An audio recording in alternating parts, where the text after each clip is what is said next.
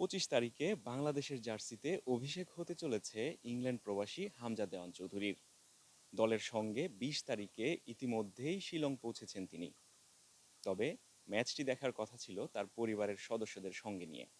পরিবারের সদস্যরা আজকে শিলংয়ের উদ্দেশ্যে রওনা দিয়েছেন। সব মিলিয়ে 11 জন সদস্য হামজা চৌধুরীর ম্যাচটি দেখবেন মাঠ থেকে। হামজা চৌধুরী সেই ম্যাচটি দেখতে যাচ্ছেন তার চাচা এবং চাচি।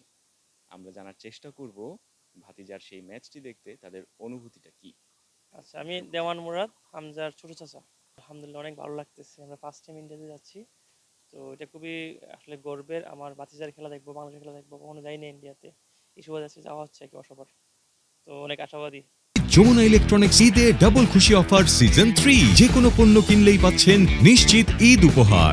ওই খেলাগুলো আসলে আমরা এনজয় করতাম, স্পোর্টস। এখন এই জিনিসটা আমার আবেগের হয়ে গেছে। বাংলাদেশের তো আবেগ আবেগ আবেগ জড়িত। আমরা কালকেও দোয়া হয়েছি, আমরা আশা করতেছি অনেক কিছু, যে আমরা নিজে চেষ্টা করছি আল্লাহ কাছে দোয়া চাওয়ার, ভালো খেলতে হয়। ওইটা ছিল আপনার ইংল্যান্ডে যারা দেখছি, আসলে স্পোর্টস এনজয় করছি, টাইম পাস করছি, টাইম পাসের জন্য গেছি, এনজয় করছি। এখন তো আবেগ জড়িত, এই আর কি।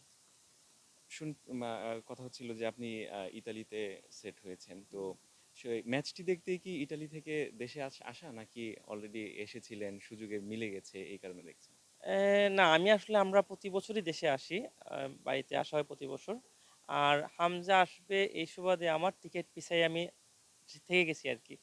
এই হামজা আসবে, ফুটবল খেলা হবে, খেলা দেখবো, এই জন্য পিছাই গেছি। ঈদের পরে যাবো ইনশাল্লাহ। নর্মালি প্রতি বছর দেশে একবার আসা হয় আমার। হামজা হামজা সর্বশেষ দেশে কবে এসেছিলেন, বা আপনার সাথে সর্বশেষ কবে দেখা হয়েছিল? না, হামজার সাথে আমার লাস্ট দেখা হয়েছিল আপনার ইটালিতে আসছিল। ইটালিতে আন্ডার 19 একটা খেলা হয়েছিল ইংল্যান্ডের, তখন আমি খেলা দেখছিলাম। ইতালিতে আসছিল, দেখা হয়েছে 4 বছর আগে সম্ভবত।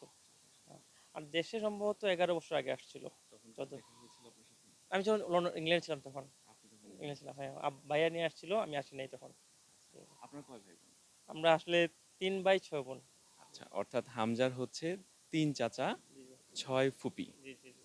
আচ্ছা, দাদা দাদি বেঁচে আছেন? জি না, জি না। আচ্ছা।